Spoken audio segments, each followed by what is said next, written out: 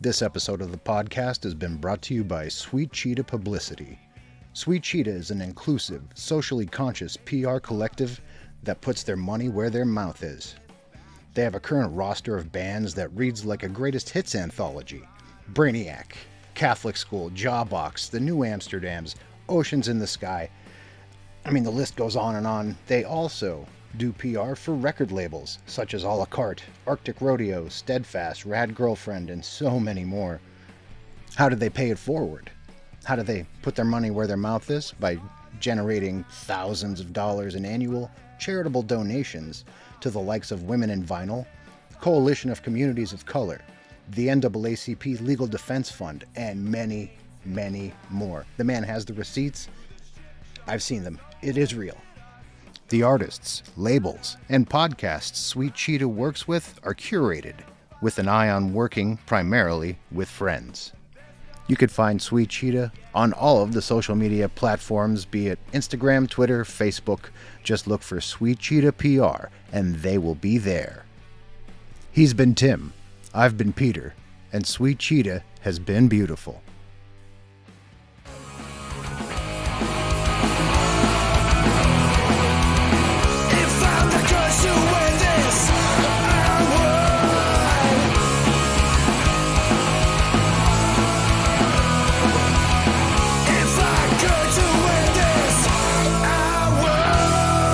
And I would. Hello and welcome to another edition of the Book of Very, Very Bad Things podcast. I'm your host, Peter, and I am still here. And tonight, I am so thrilled to finally unearth this episode with Mr. Nat Danger from the band SPACESHIPS. In the midst of my technical difficulties and the massive amount of bands that I interview on a week-to-week basis, this episode did not see the light of day when it should have. It should have shown up a month ago, much to my chagrin, because, and I don't say this lightly, I really love this guy. Nat is a wonderful person with the moral fiber and the political ideologies that line up so much with mine own.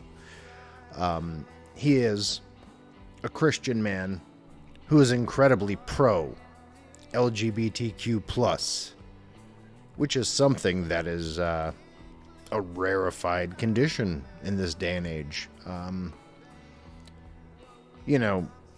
don't really care where you land on the spirituality spectrum. It's none of my business. But if you pretend to follow the teachings and words of Jesus Christ, and you have anything at all against the gay community, you weren't paying attention. In late March, SPACESHIPS released an incredible record on Friend Club Records entitled Ruins that broaches space rock, post-punk, post-rock, so many different incredible genres, and they do it so damn well. It really stirs something in me. It's 8 songs over the course of approximately 50 minutes. It's a full-length record, and it's a journey. It's not a concept album, but it is unified by similar themes. I love this album. I wish this episode had seen the light of day sooner, because this album is that important to me, and I hope you give it a listen. I hope you go to friendclubrecords.com and you order a physical copy. I hope you go to wherever you stream music and you download it, you save it, you put it on a playlist. Please like, rate, review, subscribe wherever you listen to podcasts. And without further ado, I give to you Nat Danger on the book, A Very, Very Bad Things podcast. Yeah, I apologize. I've been having some internet issues as well. So But you do have Wish right behind you. I have a lot right behind me, but yes, there is Wish. Wish is what matters. Wish is what matters. It is the reason why my daughter was named what she was named, as a matter of fact. Elise? Elise, a letter to Elise. There you go. Sir. I actually just put that song on my church's like pre-service playlist last week. Mm-hmm. And we have another person there named Elise, and I'm just waiting for her to figure it out. I actually have a very poorly it's almost gone, but there's Elise right there on my chest. Nice. I have to get it redone. Nice. It's 23 years old almost, the tattoo. But yeah, I'm 47 almost. Yeah. And I have a 4-year-old son in the bedroom next, and an almost 23-year-old daughter. So yeah. That's a pretty neat little difference in age there. But yeah, having grown up with The Cure and arriving at Wish in high school, right, it was that much more of a revelation. For sure. That record, if you are so used to The Cure as this dark entity that wasn't really pop oriented, it would throw you. But my first taste of The Cure was pop music. You know, that's where they started. People tend to forget that. Oh yeah, I actually I am right towards the maybe tail end, maybe I'm right in the middle of my first earnest Cure phase of my life. Mm-hmm. And I bought a copy of Disintegration years ago, knowing it's an important record. Yeah. Not having heard it, and then be like, I really wish I would have heard this when I was 13. Because it's it seems to be the music that is best enjoyed, best consumed with the door locked while trying to create space from the rest of your family, and just letting the angst consume you. But my wife and I have a 6-month-old, and one of the things that has really actually helped her to sleep is the Rockabye Baby Cure lullaby collection. Yeah. And so, I've been aware of them forever. I had picked up Pornography and Kiss Me throughout the years, and then listening to all these lullabies, I'm just like, I think I actually really, really like The Cure. And so started going in a deep dive, put on Wish for the first. I had thought it was just I heard Friday I Am in Love and assumed oh yeah, this must be their pop backlash to Disintegration. And it's oh no, this is absolutely, they went a little further. They went a little further in a lot of spots. And then I have a podcast as well, and so my co-host was like, what do you want to do? And I'm like, let's do a deep dive through the Cure discography. And so I had 3 Cure records when I started, and now I have with including the self-titled in the mail, I have 9. So it's been a fruitful endeavor. And that's, you have 9, and of those 9 records, there's 8 different bands within the context of The Cure. Sure. Yeah. They got to change so much. And that's it's really just because Robert Smith just kept getting sick of being pigeonholed. Yeah. And so you had mentioned they started as a pop band. I was listening through the whole thing. I was like, you get through the first 5 records. I mean, I almost said 4 because I just ignore the top entirely. I was not impressed. But I feel like they went down this gloomy path, and he's like, all right, let's go back to the fork in the road that was Boys Don't Cry. Yeah. Let's see what's down here some more, which I think is just great. And then, an album later, he's like, well, let's do a lot of the dark stuff too. And that's the beauty of the dichotomous nature of The Cure. And it's the beauty of the dichotomous nature of what you guys do too, because I listen to your music, and I get so many flavors. Okay. Sure. And I have no idea what age group all of you lie in, but I'm catching everything from like hints of Hum and Quicksand and Failure to Echo and the Bunnymen and The Cure. Yeah. Like there's just there's space rock and post hardcore and like that gloomy 80s post punk stuff that's all in the mix, but you're not trying to ape any of it. You're just allowing it to be seasonings of a greater sauce. And that I appreciate because I get to listen and I get to say, I see where I see where this is coming from, but it's not, you're not aping anything. You're just allowing it to affect you. And that's important. Yeah, I like that. It's also funny because in this, like, self-discovery I've been having with The Cure, it's like I go back to the songs that I have written and I'm like, you know what, if I replace this baritone guitar line with a bass six and, play this little synth part on a Selena ARP, like this is, whether it was through The Cure or distilled through all the bands that I loved that loved The Cure when I was, that I grew up with, because every band I loved The Cure. Like there's no two ways about it. And just seeing how that imprint has gone on, even to this record that was written before I cared all too much about them, and that, but then, we've always had a pretty wide variety of influences on there. So like we started off very much like kind of a Radioheady. It was the first Spaceships record was actually supposed to be like my second solo record, but then like I changed the name and got guys behind me to help me play it, and then it just became this other monster. And then from there, like, started dragging in influences from like Sigur Rós or This Will Destroy You, and then the big Joy Division-y pounding bass lines.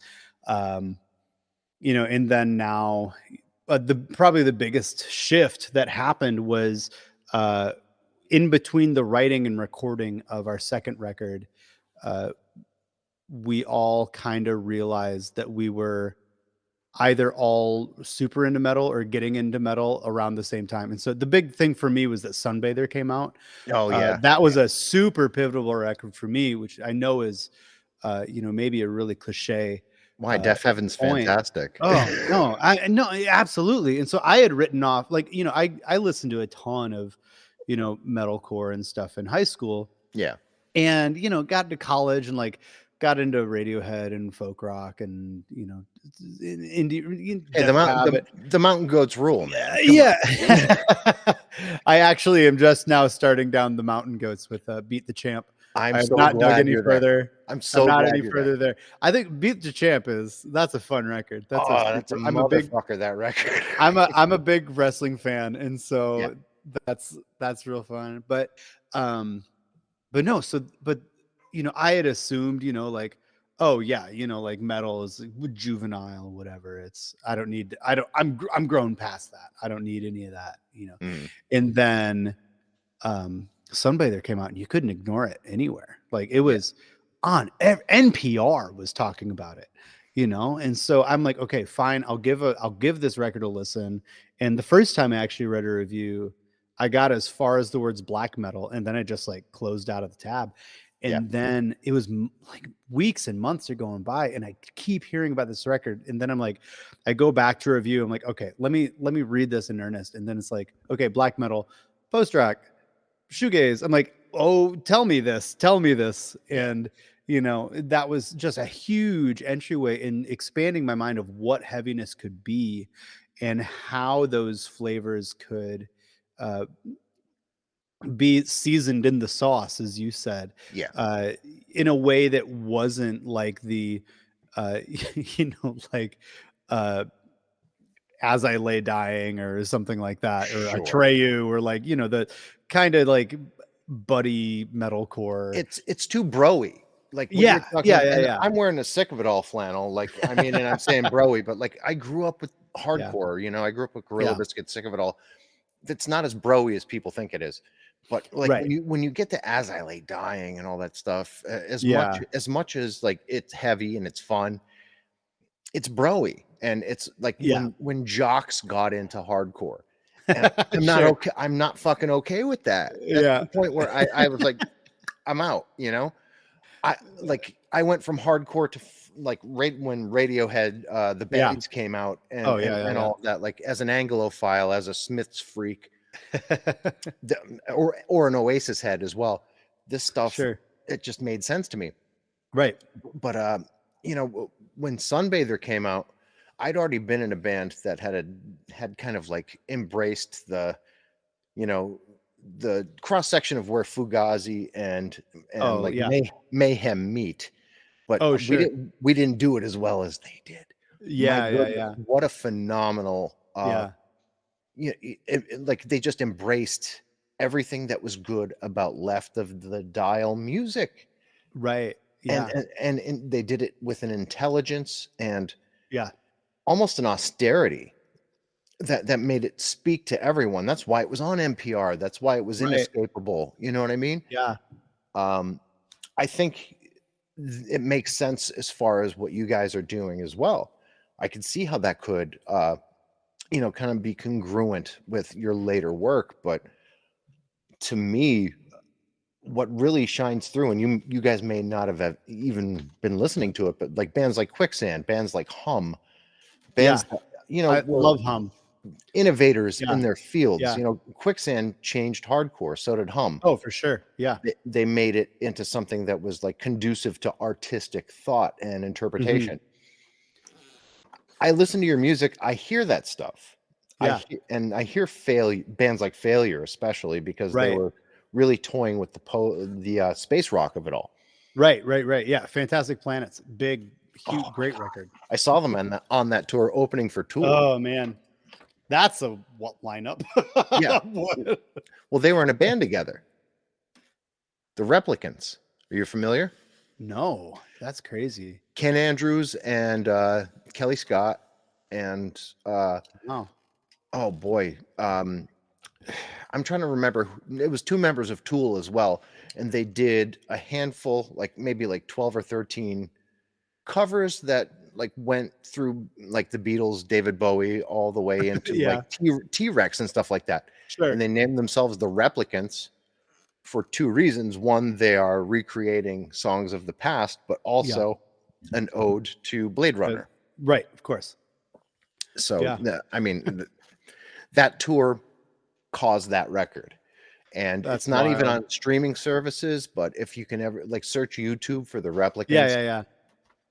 you Crazy. will love it. You Crazy. will love it. Absolutely.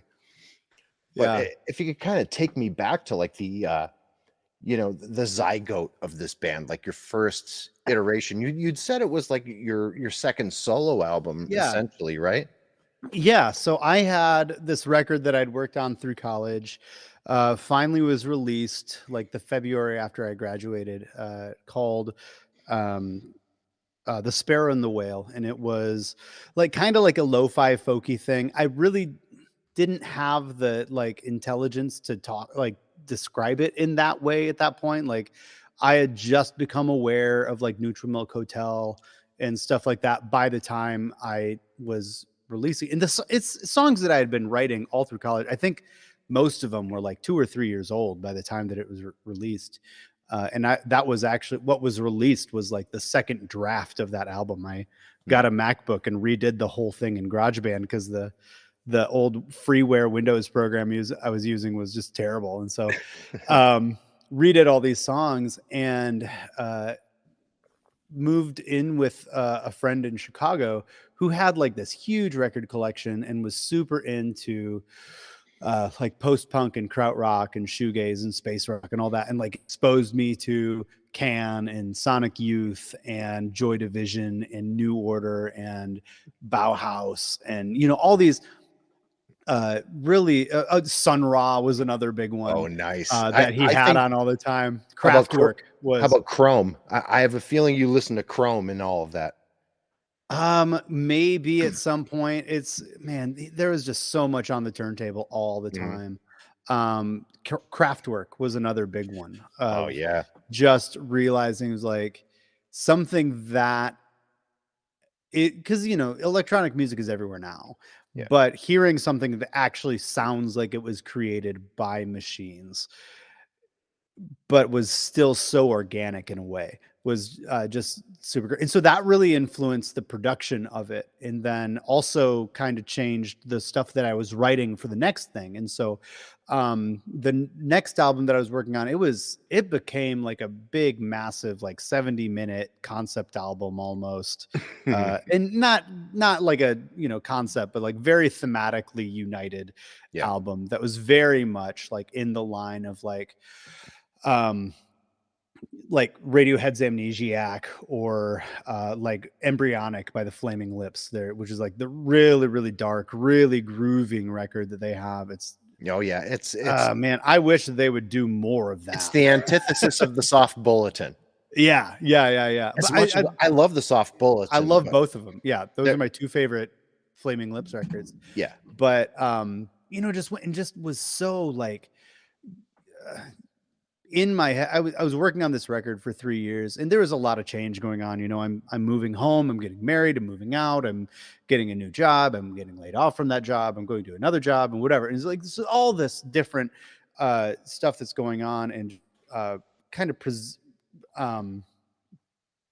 preventing me from giving it the kind of work that I want to. But at the same time, I am kind of chasing that rabbit that was introduced to me in Chicago, and I'm getting into stuff like Deer Hunter, and My Bloody Valentine was a huge one.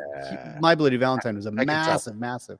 Yeah. So when I after like a year, 3 years of just multi-tracking stuff by myself, one of the big parts about that was I was working at a church there that had 5 services, and we had 2 on Saturday, 3 on Sunday. There was a Wednesday night thing that I was doing. There was, my Thursdays were up with practice. My Sunday nights were with the youth. And, every once in a while we'd have a Friday thing. And it was just, wasn't conducive to playing these songs out at all. And so I basically had released the album before, and then started working for this other church, and then just couldn't play it out at all, because it's like all my time is there.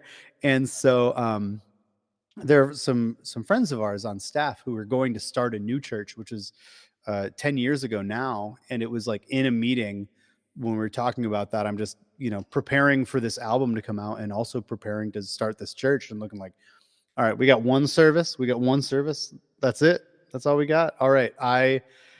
I'm gonna change. Okay, I'm changing the name because I hate the name. It was a rocket named Justice. Mm-hmm. I started hating saying it, and I was like, I'm just gonna shorten it up. I'm gonna go Spaceships. It's snappy, and I'm gonna get some guys to help me play this. And so found a couple friends. One of them was a guy on my worship team, and then another. Oh, so you're Christian too? Yeah, like the bad kind. No, I'm Christian as well. Great, rad. There you go. All right, that's awesome. Yeah, there you go. But no, so just had a friend from church play drums, and then there's so Ben, who is currently our guitarist, who's originally our bassist, he was my waiter at Steak and Shake one night. That's awesome. It was when I was working on my first album, and I was waiting for a friend, and it was, it was college. I'm just living out of my bag. And so I have my laptop everywhere I go, and I, pull it out, put on my headphones, and I start mixing. And he's like, "Oh, hey, you working on music? Let me hear some of that. Oh, that's rad. Let's stay in touch." And then like send me a friend request on Facebook. And then years later, when I like put out a call to like, "Hey, I need people to help me play this," it's like, "Oh, dude, I'll do whatever you want." And he actually played drums at the very first Spaceship show. But as soon as we got these other guys in the room with me, I realized like this is a totally different thing than what I'd been trying to put to tape. It sounds like this is a completely different monster. It's completely different energy than what I thought it was. And I've come around to it now. But for a while I regretted that I hadn't heard the songs played in a room before I had released the album, before I'd finished the album. Yeah. Because there's some things that we did live that even playing it like it was on the tape, it's just such a different energy. It's like, I wish I could have captured this. Yeah. I wish I could have known how to capture this. And again, I've come around to that now. I think I'm really proud of that record at this point now, but the thing that we were trying to do completely changed when other guys got their hands on it. And so, gone through some lineup changes in the interim. And then now we have our first show with a new drummer tomorrow. So wow. The drummers and their timing. We got an album coming out. No pressure. We got an album coming out in 2 weeks. New drummer. Let's go. Wow. But it's a friend of the band who's been around for a while. He actually, our bassist Brett and I are on the board of a local nonprofit coffee house that does a bunch of DIY shows and stuff. And so our new drummer Devin is also on that board and helps book shows there as well. And so, works in the studio and has helped book festivals. And so is a great guy to have on your side in that, and a hell of a drummer. But just seeing, how that energy is, and then chasing that to go like, okay, each release trying to get a little further down all right, let's take, so like the kind of spacey parts, let's make those even more spacey. The ambient parts, let's make them even more ambient. Those big parts, let's make them bigger than we can. And so and they're, great guys to come along and help me do it. Cause, it's funny because right before the pandemic, we were starting to finally get real democratic with our writing process, or working our way there. And then, lockdown happened. And I'm like, I'm not going to write an album. It becomes insular right then and there, right? Yeah. And so I tried really hard to avoid it. Like I picked up my old high school band's songs and it was like, I'm going to record an EP out of these that we never did. And I'm going to finish that other solo record, my new project Nativity, that's now out. And I'm gonna, I started a remote band with some other friends from across the country, and we wrote a full length, and then I still ended up writing a Spaceships full length. So yeah, it was just the last thing I wanted to do was to get back with these guys once everything had kind of calmed down and be like, all right, here are your parts. But it's just kind of the way that it happened. And when I heard Nativity too, I didn't I kind of knew or had an inkling that there was a Christian behind that, but you can't really take that for granted either, because people have their issues with especially the Catholic Church, which I came out of Catholicism, but sure, I also found my way to faith when I left Catholicism. But now that you say this, it makes things make a lot more sense to me. Yeah. I mean, I think that's a beautiful piece of music, the entirety of it. Well, thank you very much. It was a traumatic experience to go through, and I'm glad I could make some beautiful music out of it. Well, trauma does sort of, it's a great motivator, sadly. Right. Well, and so people sometimes ask me when are you going to do some new Nativity stuff? It's like, listen, I have one full length and I have one EP. The EP is about the death of my cousin, who I didn't really know because he was gay and my family was conservative, and the distance between those two kept us apart until I was an adult. Yeah. And then he died and I wrote this EP. And then we have the full length that was written after I suffered a home invasion on Christmas night and thought I was going to die in my living room in a chokehold. So are you sure you want me to write more Nativity stuff? Because I don't know if I can handle it.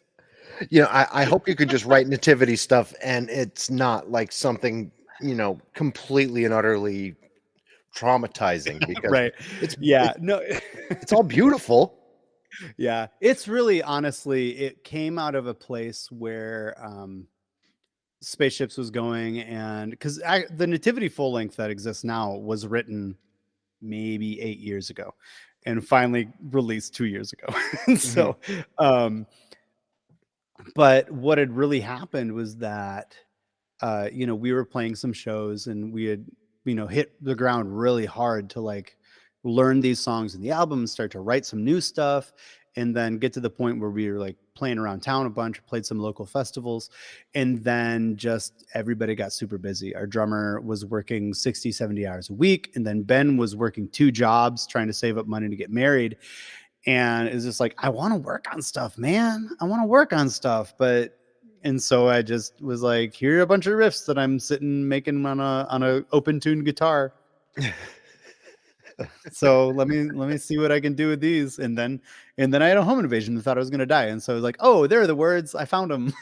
So somebody literally got into your house and put you in a chokehold just to take stuff. Yeah, so a guy knocked on our door and asked, Ben was actually living with us at the time. And so knocked on our door and asked if Ben was there. And I said no. And he just walked down the street. Like wasn't parked anywhere that we could see his car. We're like, that's weird, whatever. And then he came back a few minutes later with somebody else, asked for him again, and was like, well, could you call him? And I'm like, trying to blow this guy off and whatever, and trying to figure out. And I just looked down at my phone, and they rush in, and I'm fighting back, and they're like, oh, you're going to get shot. So I just freeze up and, get put in a chokehold. And the other guy goes and steals Ben's money that he had. He was very loose-lipped about the fact that he had a bag full of $8,000 cash in his bottom dresser drawer that he was saving for his wedding and his tuition and stuff because, and I quote, banks are for suckers. So, oh man, he's in finance now. He's actually my financial advisor. Wow.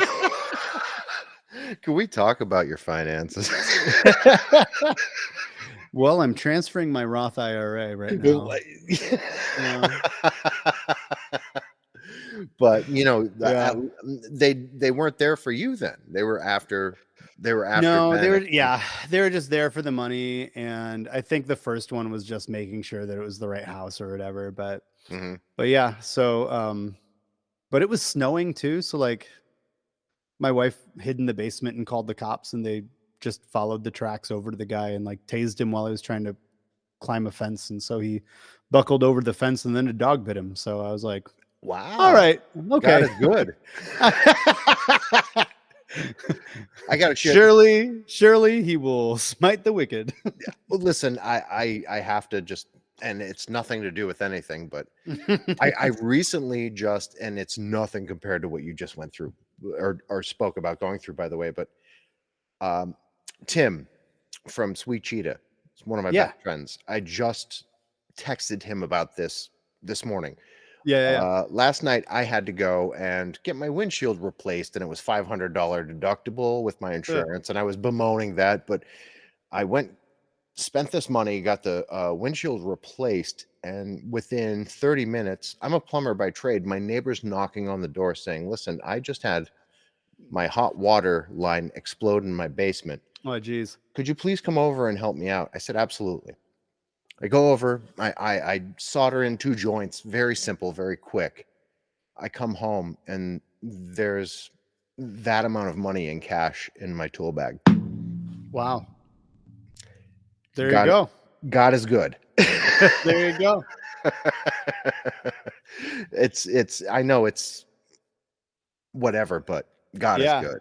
God is good. No, I mean, I got, I've heard all sorts of stories like that. Got some.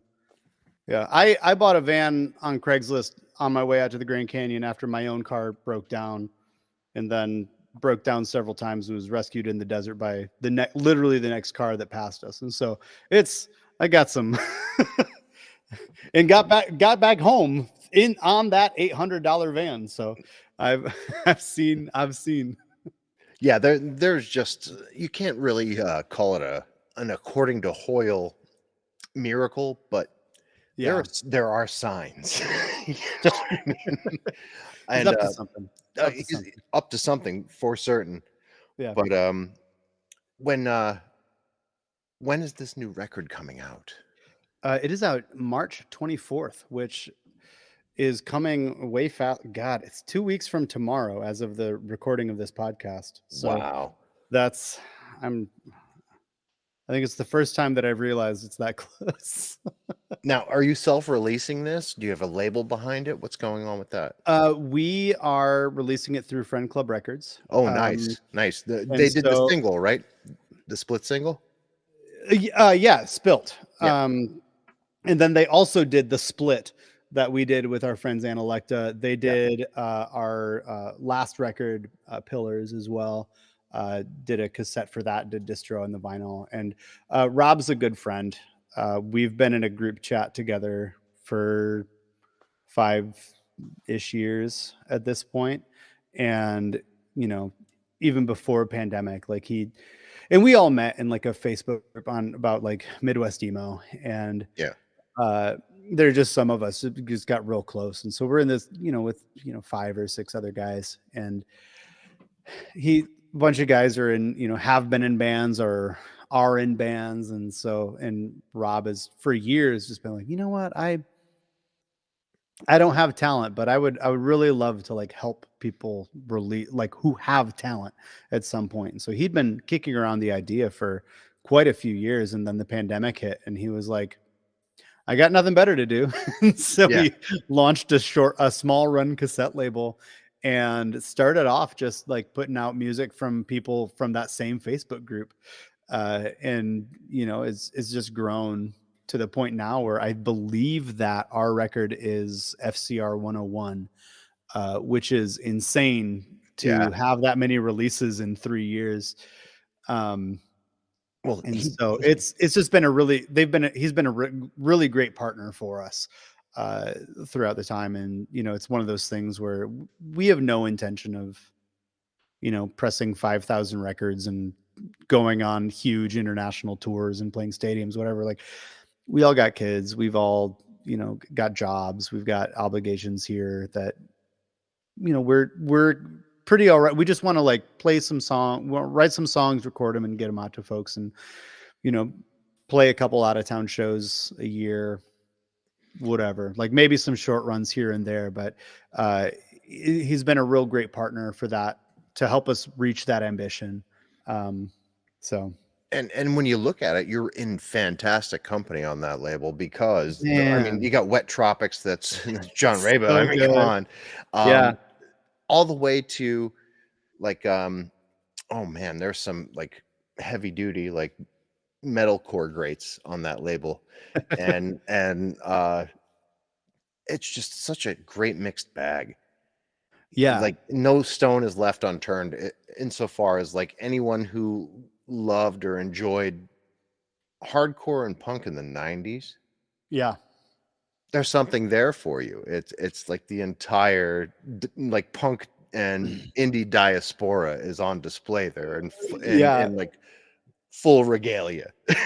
You know? And so he's often said that his like guiding principle is just, you know, because you start a label and like, you know, you try to find like, what's your identity? Like, is it an emo label? Is it a indie rock label? Is it a punk label? Is it a hip hop label? Whatever. And his guiding principle for I think it was maybe a year ago that he felt like this is it, was just good music by good people. And it's like, that's, you know, that's as good as, that's all you could ask for, really. And so it's a great group. There's a chat with all the bands on the roster that's just always popping off, and, you know, getting to know the other folks on the label, and then also seeing like what those other people are doing. And so like, you know, you got folks like Painted Light and Least and Riot for Romance and Bad Lives and Resignation. It's just like all constantly. Onslow is another one. Phil from Eugenius. I mean, Eugenius is incredible. I do not know. I say to Phil all the time, I'm like, how do you have this in your head that you can get it out? He's brilliant. He's incredible. Absolutely incredible. And, you know, and then it's just, you know, all these folks are just, you know, we're just here making music and just supporting each other doing it. And, you know, that's all people can really do for you in, you know, 2023. Like, you know, we'd been doing the self distro thing for a while, and, you know, but just the kind of community that you can put behind when you have other like-minded artists that you're just in contact with and just in this community with on the label, and, you know, people from Norway and Ukraine and Russia and everywhere. Yeah. So it's a worldwide label, and I have no idea how he pulled that off, but everybody's great and everybody's kind. He did it by, being, I guess you can put it like he's almost like a radio DJ. He's a curator. He's a curator. He's accumulating a roster of people who are open-minded enough to align themselves with what he's doing, ergo creating maybe not a scene, but almost an aesthetic. Yeah. By not being aesthetically similar. Yeah, sure. If that makes sense. To me, it all makes sense together, even though it doesn't match. And it doesn't have to. Yeah. So like the On Second Thought compilations that he's put out is just like, this is a very weird mishmash of like, what's Dirt Money doing on here? Yeah. but it's incredible, in band, it's just, God, everybody's so good. Drowning Man's on that label now. He's done some reissues there, and he did what was the man? I'm blanking on the name. Oh, Dennis and Mars. Yeah. He did a tape release of the first Dennis and Mars record. It was just like, man, this is nuts, man. It's just, and released some stuff for Emery and Showbread, and it's just he did a run of like exclusive Furnace Fest tapes for a couple years ago, and it's just like, this is, man, it's just one of those things where it's like, it's all the stuff that so many people are like, I want to be able to do this, I just don't know how I would pull it off. And I think Rob's just like, well, I'll just ask him. And then people are willing to play ball more often than not. And that's all it really took, just having the gumption to go out and ask someone, hey, you want to do this? Yeah. Well, we're not doing anything else with it. Why not? And sure. Boom. Because sadly, I think in this day and age, like there's no model for being a lucrative independent entity. In the 90s and early 2000s, we had examples of everyone from like Victory and Revelation to Relapse Records being like a big deal at one point. Even though they're like Relapse is like from an hour south of me, they're just a little grindcore label that could and sign Neurosis and start to get bigger and bigger and bigger, right, and build up that head of steam. That there was that tipping point where Napster kind of like cut the legs out from under everyone. There was that, and I think also it was you come into the 90s and everybody's trying to sign the next Nirvana. Yeah. And so you're throwing major label contracts at bands like Jawbox and Sam Sam I Am and Drive Like Jehu. Sonic Youth was on a major label. They were on a major label before Nirvana was. Right. But that was the big chance, and then Nirvana paid off in a huge way, and then you have the point where like Downward Spiral was a major label release. Melancholy and the Infinite Sadness was a major label release, and people are just throwing out all this money hoping that they're going to find that next thing, and then it stopped paying off.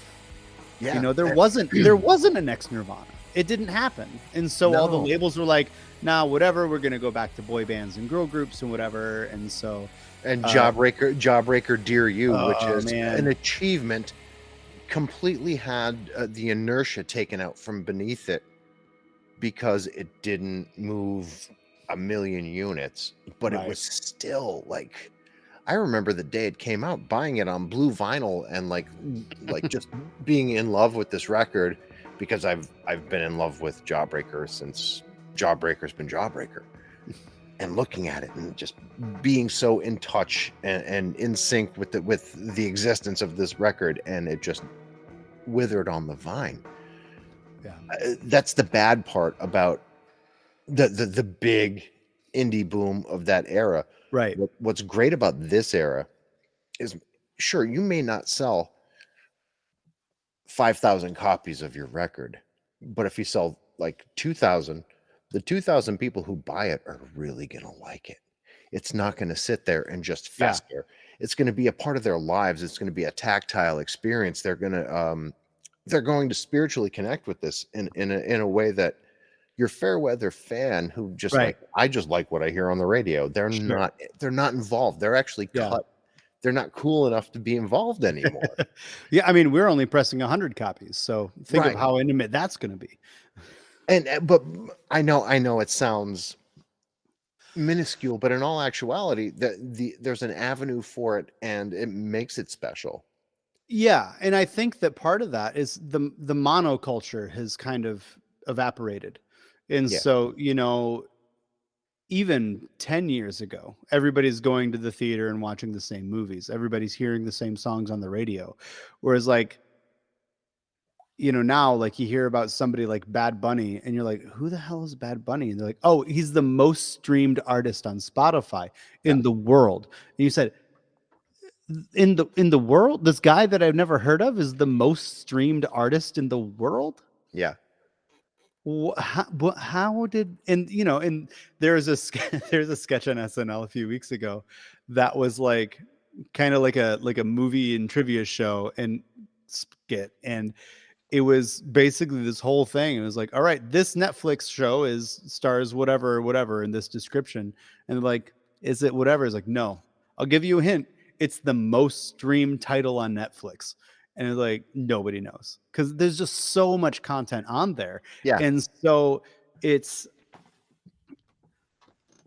this thing where I think everybody has splintered down into their own little niches.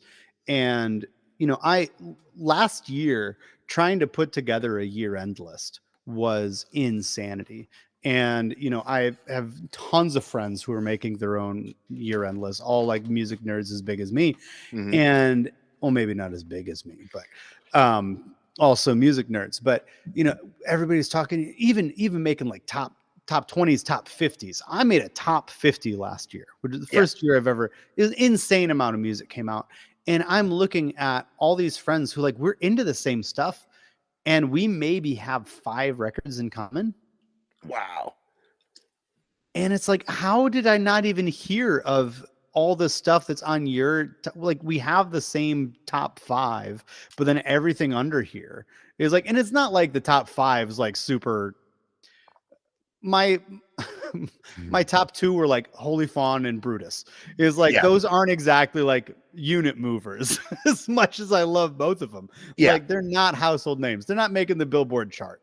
But I think that's fine because you don't need to engage with everything, and you don't need everybody to engage with you. You need to invest in the stuff that makes an impact on you, and to hope as an artist that you can get some of that back, that you can get some of that reciprocity back.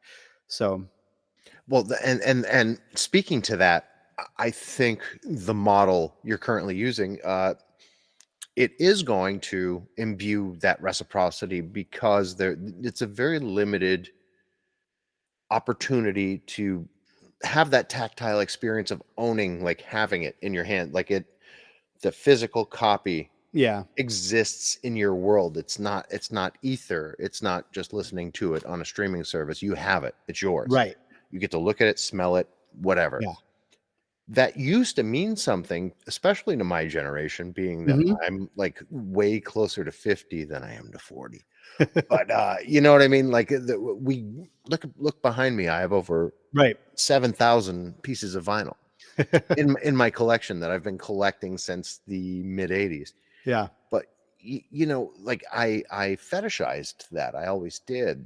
Just, I can have this. It's mine.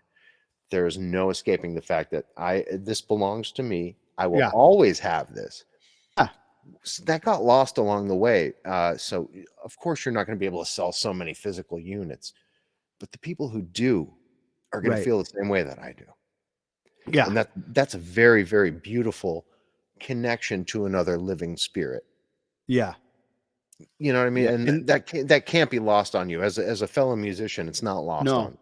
Absolutely not. And it's crazy when Pillars came out, our last record, which was, the first one that we had with much of an energy behind us. Like Son of Man we had a pretty decent turnout for that one, but it was also like at that point our reach was almost incredibly local. We actually just sold the last copy that we had of that record last week, which is, it came out in 2016. So we only made 100. So, but we put out Pillars, and I'm getting fulfilling all the merch myself at that point. And so I'm getting orders from, Germany and the UK and Austria. And I'm just like, how are you finding this? Like, this is all right. There's a guy out in Alaska who has ordered everything that we have ever made. And that's amazing. But there's like an intimacy. Yeah. You have the opportunity to have some kind of like personal interaction with everyone who really, really, really likes what you do. Right. And like nothing's more punk rock than that. No, I can't stress that enough to like my listeners, to like musicians and fans at large. If you love a band that has the time for you, yeah, dear God, that's a beautiful thing. That's what got me into punk. Right. And my favorite band of the world, hands down, for years has been Me Without You. And that's something that they are famous for. Renowned, renowned for it. Yeah. Absolutely renowned for, I saw them. What a weird thing. I saw them 3 times in the space of 5 months, and then not again for 10 years. Yeah. But sounds right. I don't know what I was doing. Maybe I don't know what happened, but I think I just forgot that I could like buy concert tickets for a while. But like around the second or third one of those shows in a run, like I'm waiting in line and Greg Jahanian comes up behind me and like gives me a hug on his way to buy a burrito. And I'm like, oh, hey, Greg, whatever. Which like Greg also, we actually did a cover set of Brother Sister this past December, and there were some bass parts that we were having a hard time figuring out. So I said, hey, Greg, could you maybe help out? Could you teach me this? No, and he, honest to God, he sent us the video tutorial that he sent Dom, who filled in for him while he was on sabbatical. It is just like, just absolutely generous out of the bottom of his heart. And just that meant so much more. That's meant so much more to so many fans than maybe anything they could have ever put on record. Because if those guys weren't those guys, the music they made would only take them so far. I can tell you with a great degree of certainty that, I've been a Sunny Day Real Estate fan since their first 7-inch came out. Oh yeah. But they broke up, they come back, How It Feels to Be Something On comes out, and they're on tour for it. It's their second or third date on the tour. It's in New York. 2 of my best friends, one of which is no longer with us, and I go to see them on the tour. And we get to talking to Jeremy, and they're not Christian, but Jeremy and I are. Yeah. And everyone else is just, we all hit it off. So we go out to the bar together and enjoy each other's company. And that's not going to happen if I run into the Foo Fighters or Bret Michaels, or as much as I love the Foo Fighters and Nate Mendel's in the Foo Fighters. Right. I was going to say, I appreciate that you chose the nega Sunny Day Real Estate. I would have to, right? Especially what they did to, William. But I'm not going to have that experience with those bands, but with Sunny Day Real Estate, that is a distinct possibility. You know what I mean? Me Without You stayed at my college roommate's house one night. Chamberlain stayed at my house. They just needed a spot, and they're like, "Oh yeah, I've got a basement," and they're like, "Okay, great." Mm-hmm. I've hosted house shows in various times, pre-pandemic and pre-child. I have all sorts of bands through my house, Comrades and Servants, and Anchor Collective from Florida, and Kevin Schlereth, who has toured everything. Just all these random bands playing through, and it's one of those things where, and I book a DIY venue.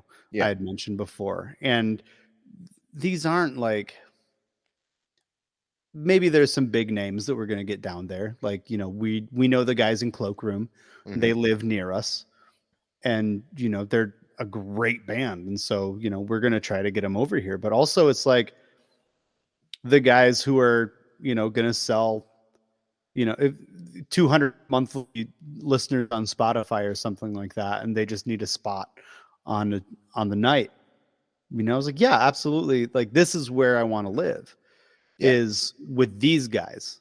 Like, I don't need to chase down, these bands that are going and doing all these tours. Thrice. Like, I don't need to try to get Thrice to play in my in my DIY punk basement. They got their own thing going on, but Yeah. all these kids that grew up listening to Thrice and are going to play some pretty good rock and roll. Yeah, I'll bring those in all day. Something tells me you'd probably be able to get Thrice though.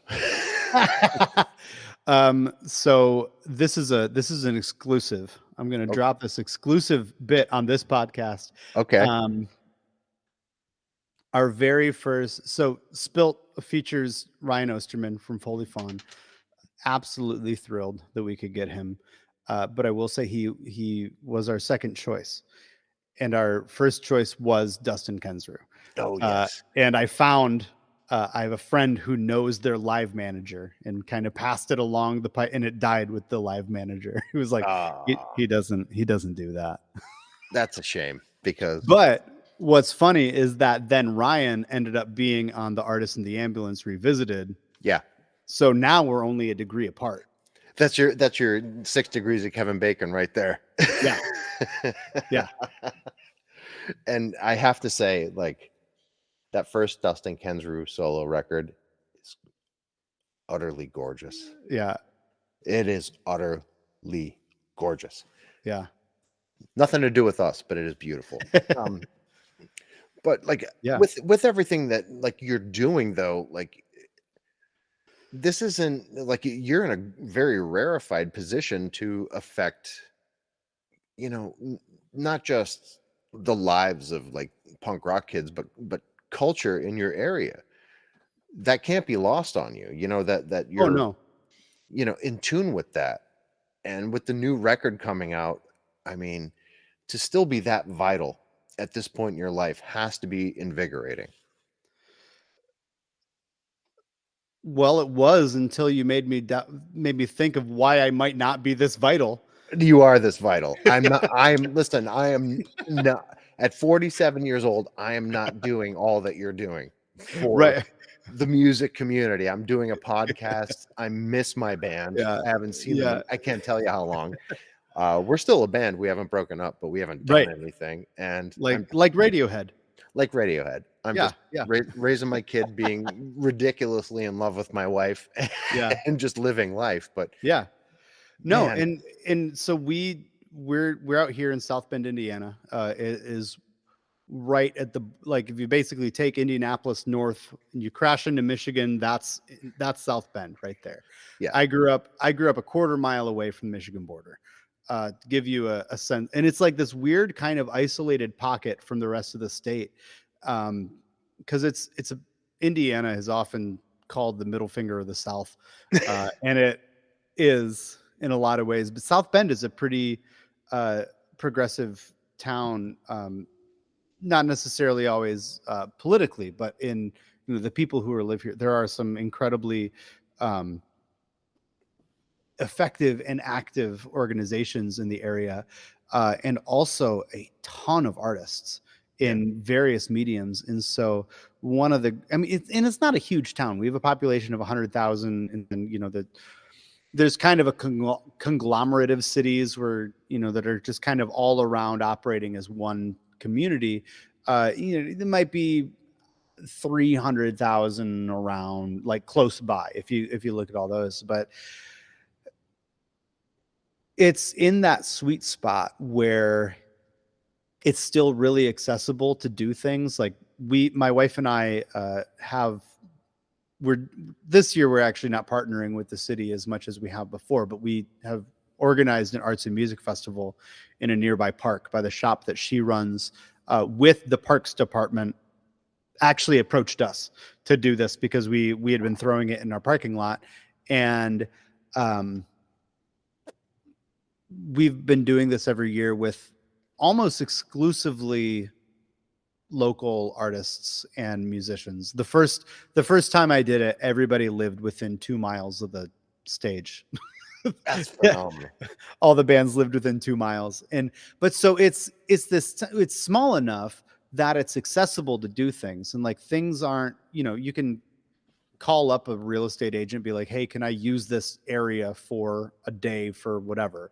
And then like, yeah, sure, whatever. You call up a business owner to use a space, whatever. And usually they're pretty accessible. It's not like Chicago where you would call somebody and then you have to go through 5 levels of receptionists or whatever to find the shell corporation that owns the shell corporation that owns this plot of land.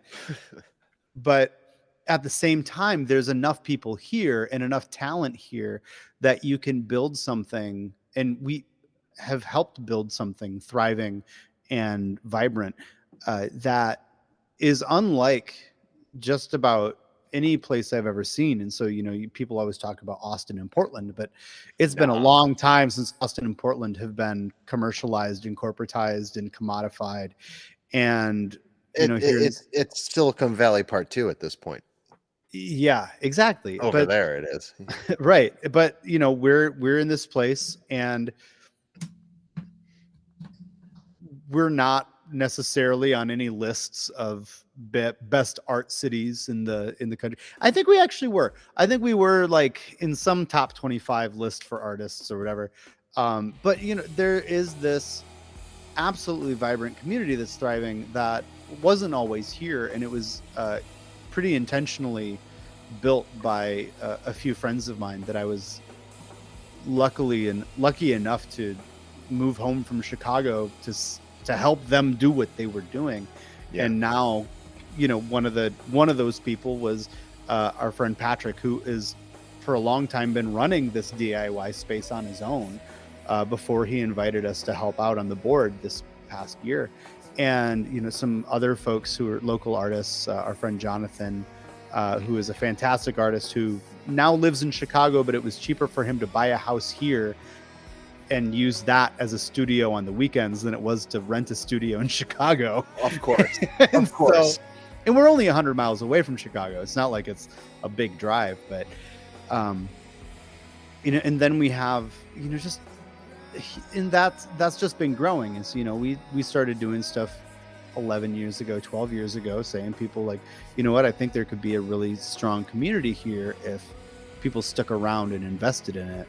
And for the first few years, people looked at us like our heads were on backwards. But when my wife and I are on our 8th year of a festival that we do with the city, it gets hard to ignore it. You can't deny it at that point. It gets hard to ignore it. And so it's really exciting because also like our heart is, even regionally, even outside of the city, is for DIY. We want to be a part of the DIY community and help out and edify and encourage as we can across our friends who are also just putzing around, touring from coffee shop to coffee shop, basement to basement.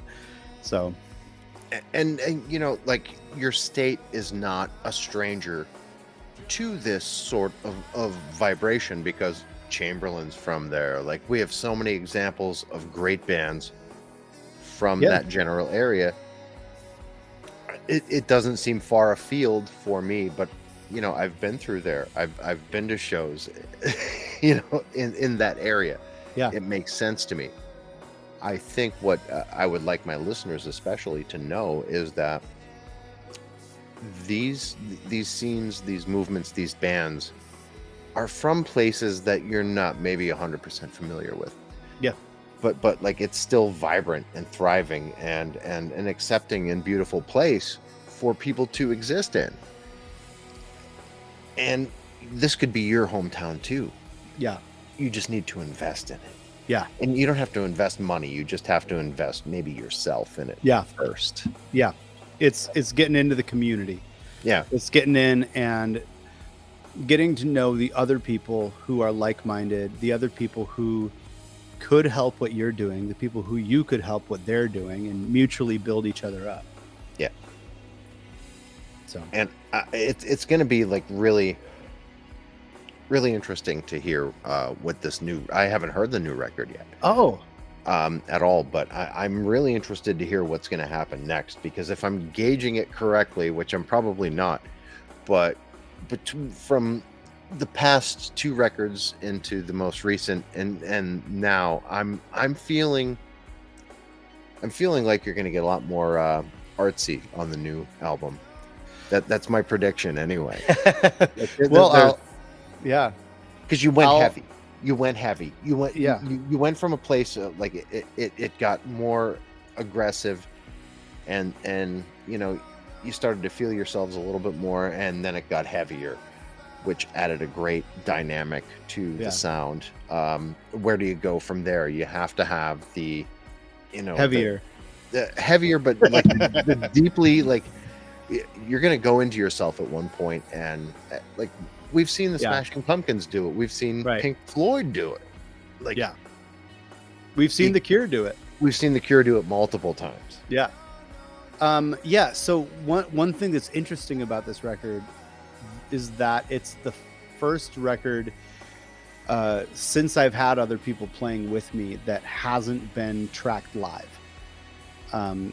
Everything else, because I was in my head, in my laptop for 3 years, just recording part over part over part, I wanted to get away from that as much as possible. And so both our last several releases, Son of Man, Tiny Fires, and Pillars, were all recorded in a room playing at the same time and recording the amps on a multi-track. But you know, we'd go back and there'd be very few overdubs, and we'd play it all at once. You know, it's not like we're playing the chorus and then letting the chorus have its spot and then going back and recording the verse on another set of tracks. And by the nature of, you know, because it's not, lockdown isn't entirely to blame, because, you know, that was a long time ago at this point. It's 2023. You know, it was 3 years ago that the shelter in place warnings orders were put in.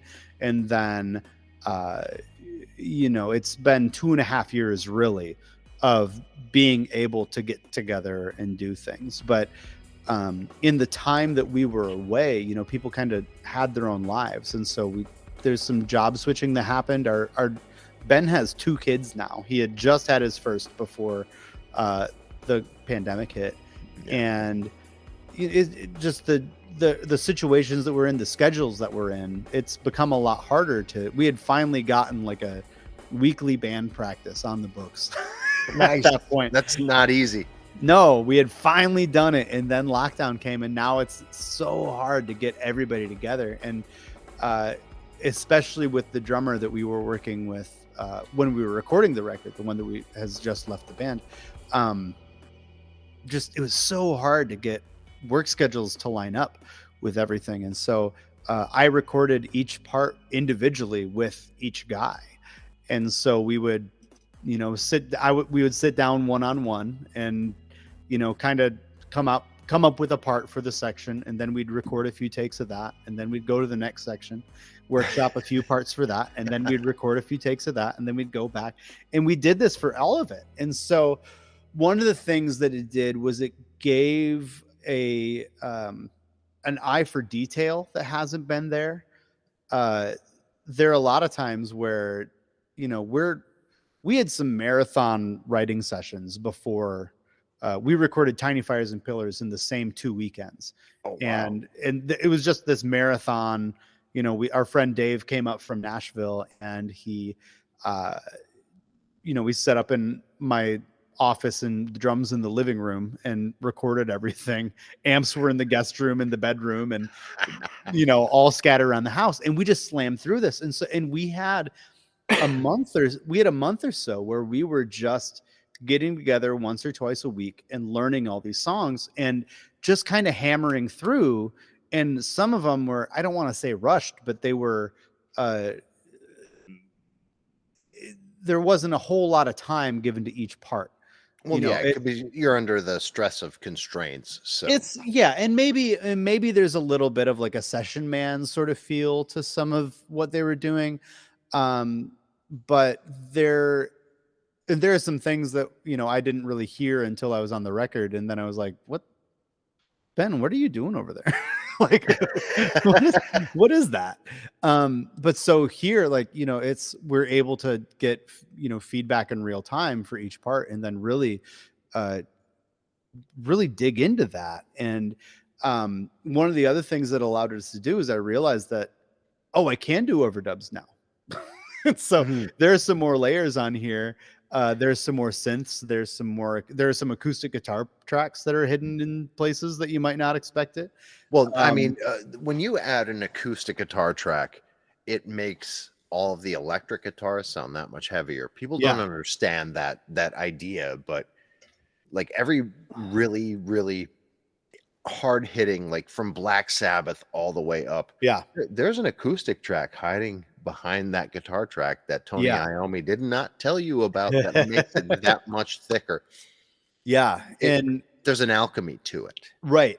And so, and there's some other things in there. Like, so because the songs were maybe a little more lived in than the last couple records, there are more harmonies that I was able to just kind of pile on because I had more time with it. It is our first record with screamed vocals. We had asked Ryan, we'd reached out to Ryan to do the part on Spilt because I wasn't able to do that. I've listened to metal, I've listened to hardcore. I've never been able to do the thing. But then in between him doing it and then me trying to learn how to do it live, I kind of figured it out. And so there are some other scream tracks on there as well. And so there are finally some, one of the other things that happened was I mentioned that Me Without You is my favorite band. And for a while, I've been kind of self-conscious about that. They've been my favorite band the whole time this has been a band. And and there are some subtle and not so subtle nods to what they're doing. I don't know if it's an exclusive here, but Pomegranate is basically just Carousel. Yeah, well, yeah. I mean, down to the rhythm change, I get that, but right. So, but I've always had this weird sort of self-consciousness, and like I didn't want to be like that guy, like I didn't want to be like the Me Without You guy. And then I saw them in Kalamazoo on their farewell tour. And then I realized, like, oh no, I am that fucking guy. There's no way of getting around it. And so there's a little bit of hollered vocals on there that I was like, I'm gonna finally throw this on here. And they worked. They worked really well. Yeah, there's some saxophones that we threw on there. Ben actually plays sax. I think maybe before he played anything else. Brett and I are both in a ska band called Dad Jokes, and Ben has filled in on saxophone before. There's some, just other things that we were able to kind of pile in here in ways that, if we were just slamming out the songs in a practice room and then putting it to tape, it wouldn't have happened. And so I'm really happy with it. There is also like especially there's a song called Measure on here that I wrote it on an acoustic guitar, but like without intending to ever keep it an acoustic guitar part. And so I went through probably 15 to 20 different electric guitar parts that if I was trying to get it if I was just trying to slam it out to record it the next week, it wouldn't have happened. And so it was just this opportunity kind of to draw it out a little bit, gave everything a little bit more attention, a little bit more space to breathe, and then figuring out where to fill that space with other things. And so that's fun though, because like to allow for creativity to have a place to breathe on a record, like that's we have so many examples of that going really well. Yeah. I think as much as I love the Benz, OK Computer is a great example of that. Yeah. Disintegration is a great example of that. Man. Yeah. And that's, so my wife took the baby to Florida Mhm. last week on vacation, and I was like, all right, I got the house to myself. I get to do what I want. And what I wanted to do was just listen to The Cure the whole time. And so I've listened to Disintegration probably about 15 times in the last 2 weeks, which is more than my average. It's more than my average. But there's something that I noticed about that record is that the parts that are in there, it's almost as if they took all the little melodies and lead lines that they were workshopping and then just included all of them. Yeah. Yeah, they kind of Which did. which is just this fantastic, because you always want to think like, oh yeah, you got to edit, you got to get stuff down, but they're like, no, what if we do all of it? And even to the point where some of the songs sound like they could have come out as some of the same demos. They're different drafts of the same kind of song idea, and then they just put it all on the record and just this incredible thing. And right from the jump of the record, like you're hit with this onslaught that just is undeniable, and it starts out in a wave. The album does, like love it. The second the needle hits the record, and you're in it, There's no segue. No. It's just chimes. You're dropped right into it. Yeah, but speaking of editing, we did have to do a fair amount of editing on this because I said that the last thing that I wanted to do is to just drop a record worth of songs to the band and be like, here are the parts. I actually wrote a double record. I wrote enough songs to make a double LP, and I was intent on it. I was intent on releasing it as a double LP, but Rob was like, if you can figure out a way to make it cost effective at all. And, so I went and did a ton of research, and it was absolutely not cost effective at all.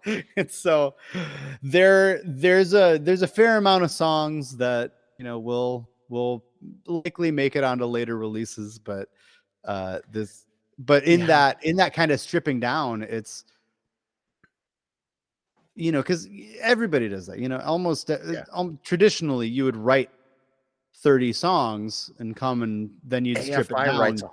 AFI writes 100 for a 10-song record. My God. Which arguably isn't paying off with the last 3 records, which I'm sorry guys, but I loved them until I didn't anymore. But like, it's the same thing with like, I love the Smashing Pumpkins, but this new record is a triple album. I know. Something tells me, just like with Melancholy, which half of Melancholy is fantastic, but the other half is so forgettable that it left me wanting for Siamese Dream. You know what I'm saying? Like I remember it. I remember it though. Why double down when you could distill it into half the amount of songs that are twice as impactful? I mean, except they wrote like 70 more songs for that record. Yeah, they did. And they came and out with everything on Pisces Iscariot, and then Aeroplane.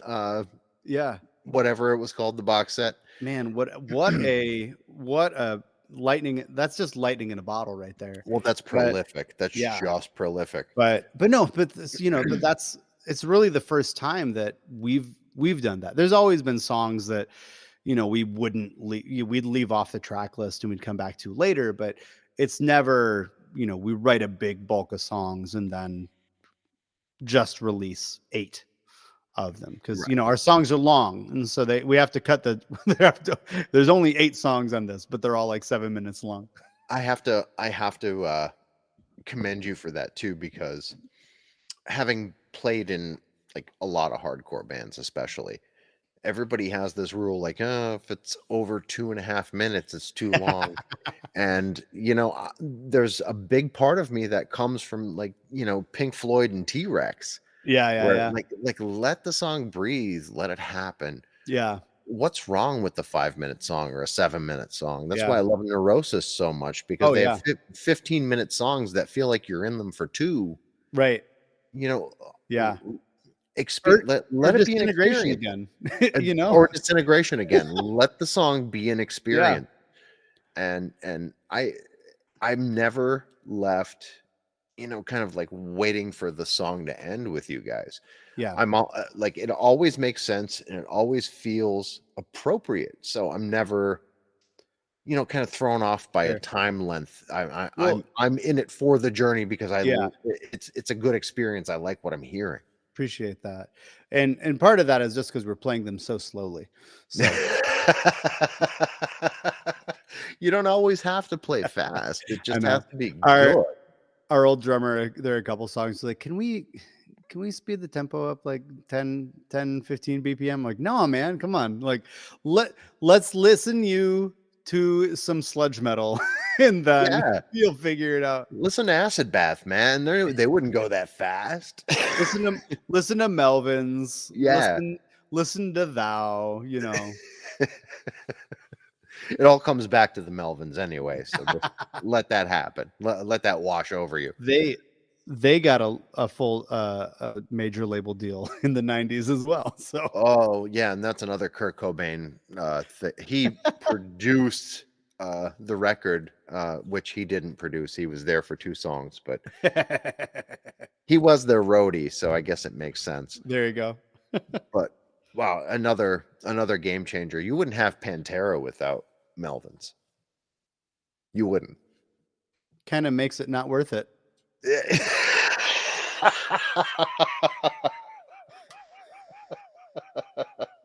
You heard it here first, folks.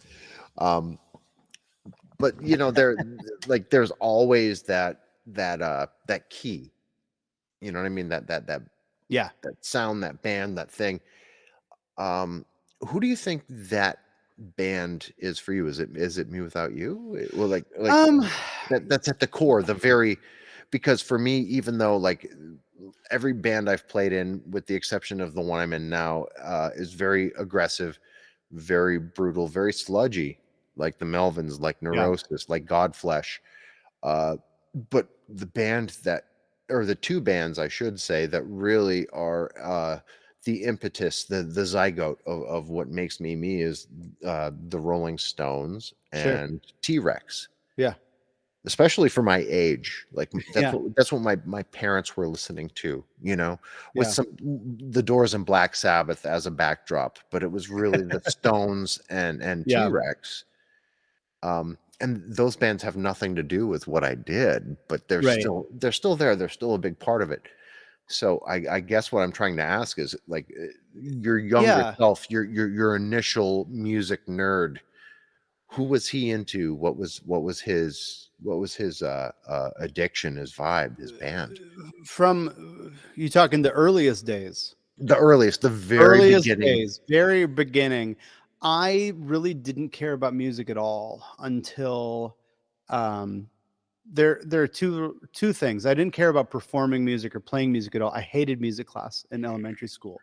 But then I had to take a music class in middle school. We were required. And so my middle school offered a class called Piano Lab, which is basically just, sitting down with a Kurzweil keyboard and learning the grand staff and stuff. And, within the first week, I had learned how to read enough of the grand staff to play Ode to Joy, and was, just messing around with the sounds on this keyboard, playing it with, different bagpipes and electric guitar and weird synthesizers and stuff. And as soon as I realized that it was something that I could actually manipulate to my advantage, something that I could use to form something new, to express myself, it just opened up a world that it opened up a language that I did not know existed.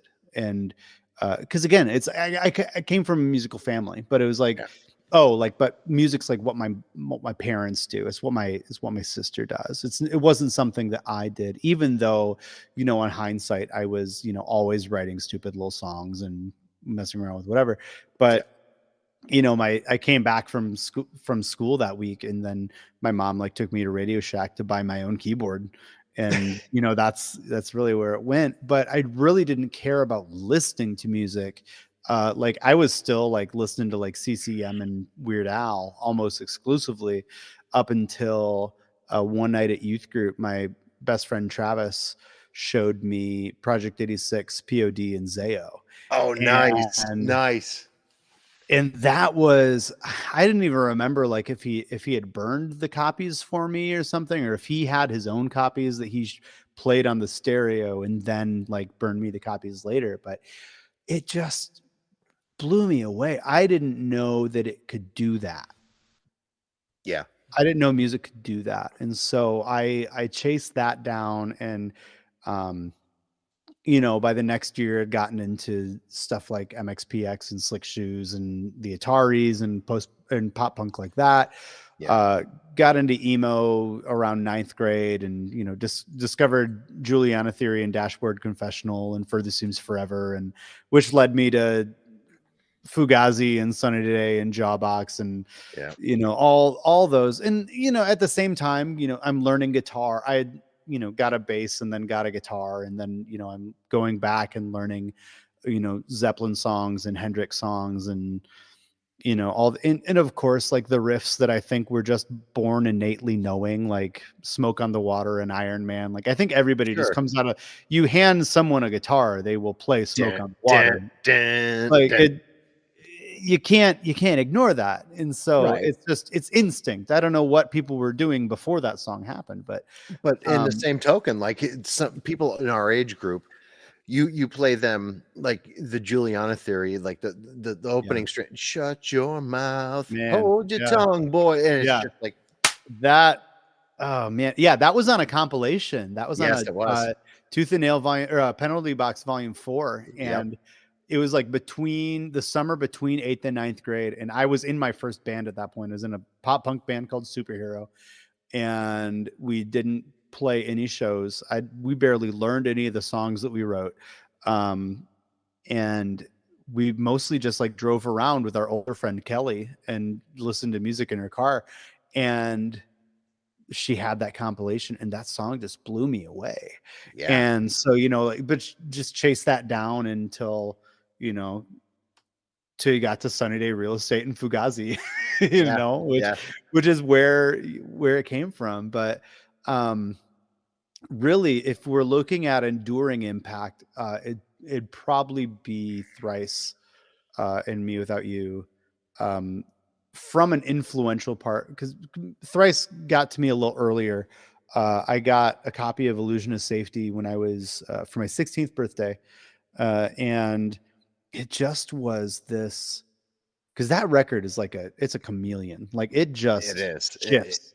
It unfolds. It is like it's very busy in a, maybe I'll say a good way.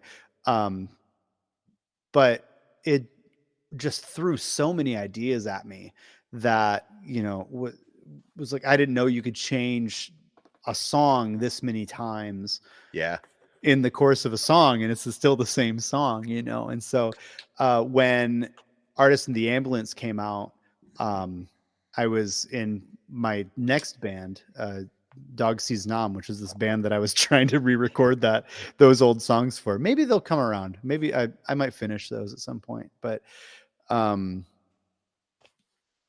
in Dustin Kensrue's voice ended up being, especially the way my voice had matured at that point, and you know where he was, my voice broke up at like similar places, and so I was like, okay, like this, I can work with this. And so, you know, just trying to really vocally, especially just trying to nail what he was doing. But when Visu came out, and then Alchemy Index, and there are still times where I will actually today, because we like I said, we have a new drummer that's playing his first show tomorrow. I sent him a vibe playlist of like, all right, here's what we're doing in the band, and Broken Lungs from Alchemy Index is on there. Daedalus is on there. There are times where I joke that I just want to throw the water and air discs at the band and be like, this is what we're doing. Remember that. And so, I have to say, like, as much as I love everything that band did, there's something about Vesu it's so that good. it's just the best thing they ever did, in my opinion. And Alchemy Index is intellectually probably the better. Vesu is emotionally the better record. It's different things. They're trying for very different things on each record, and I can appreciate both of them for what there would be are. the band Zeal and Ardor, for example. Oh man, would not exist without that field chant song that they did on Vesu. Yeah, that sounds like a cross between Ink and Dagger, Hot Water Music, and like just a field chant. Right. Well, you know where Zeal and Ardor kind of came out from, right? I do. He was like 4chan, right? Yeah, that 4chan thing where the people said racist things to him. Right. Like do an N-word black metal band, and he was like, "Oh, really? Yeah. I think I will." Yeah. Did it? That's the biggest middle finger. Oh my God, he won. He won. That was a checkmate, if ever there were one. Yeah, but it's just the way that especially from, because I was a big music theory nerd, and I took 2 years of music theory in high school, and just like kind of obsessed over like prog rock and math rock and stuff. Back when math rock meant stuff like early Cool Hand Luke instead of Chan, when it meant like Roadside Monument instead of This Town Needs Guns. Don Caballero instead of exactly. Yeah, but so I was just obsessed with like these long extended chord, like weird chord shapes, and I didn't play a power chord in a band up until I joined a ska band. Like I was making different chord shapes up all the time, and different meters and stuff like that, and even the stuff that's like weird, like in any of this outside of the stuff that's like, because Thrice has gotten less quote unquote experimental as they've gone on. Yeah, you might say, you might bring Horizons East as an exception for that, but even this, there are so many times even in like their more straightforward stuff where they're playing in odd meters, but you don't notice it. Yeah. Where there are some songs on Major Minor where they're playing in 7/8, and you're like, and you don't notice until you sit down and count it out. And that's a big aspiration for me, to have something in there where you can do something like that feels natural enough that you don't notice that it's a weird like a weird meter. So because it's subtext at that point, like the songwriting is so good, that is an afterthought. Like right, you don't want the meter to be the thing. You don't want the time saying, like, you don't want to be like, oh, look at me, I can count. I'm 9. In the Dillinger Escape Plan. I can go. Yeah, look at me, I can add a beat. You don't want to show off to that. But I don't know how they do it. I feel like every time that we try to do something like that, it's very obvious. when we borrow a chord or do a weird time change, it's incredibly obvious when we do it. But just in the way that they have mixed heaviness with melody in a way that isn't quite like, it's not like a melodic hardcore sort of thing. And it's not like, an Iron Maiden sort of thing either, where, to me, your heaviness always reminded me of something more akin to like explosions in the sky when they get crazy. Yeah. Or the more emphatic moments of like an OK Computer, because let's face it, there are very heavy moments on that record. Yeah. Even even when you listen to Kid A, most of it is very experimental. Right. But Optimistic though. that's the one. Yeah. Yeah. That's exactly where I see Yeah. like the heaviness that you bring to the table. You know, it's not Yeah. contrived heaviness, it's emotional heaviness. It's not like I'm detuning and playing a baritone guitar and that's Well, it. It's just I am heavy not, now. yeah. No, Well, even if you are, but that's I not am the playing a baritone guitar now. but that's not the that's right. not the driving Sure. factor. You know Yeah. what I mean? And There's an emotion to it. I feel like one of the big things, like, because the loud soft dynamic is nothing new. No, the Pixies did it. Pixies did it. Sunday Real Estate did it. Nirvana did it. It's nothing new. And for a bit, we were trying to chase that rabbit of like, let's try to get our quiet parts as quiet as we can, our loud parts as loud as we can. And then, we're still, I think, trying to chase those extremes, but we want to make sure they're earned. Yeah. And trying to find something where it's not just, well, it's the chorus, so we have to turn the fuzz pedal on. Right. It's, something else where there's a little more drama to it, a little more, like you said, like the emotion has to match it. Mhm. And so trying to make sure that it's earned rather than, just thrown in there because this is what we're doing. Yeah. Yeah. We get loud here because this is where we get loud. Yeah. This is the heavy part. This is the mosh part. Right. No, that we don't need that anymore. We have examples of that.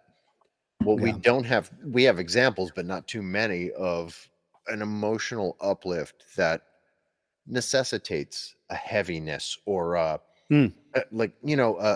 sonic exclamation point to an emotion.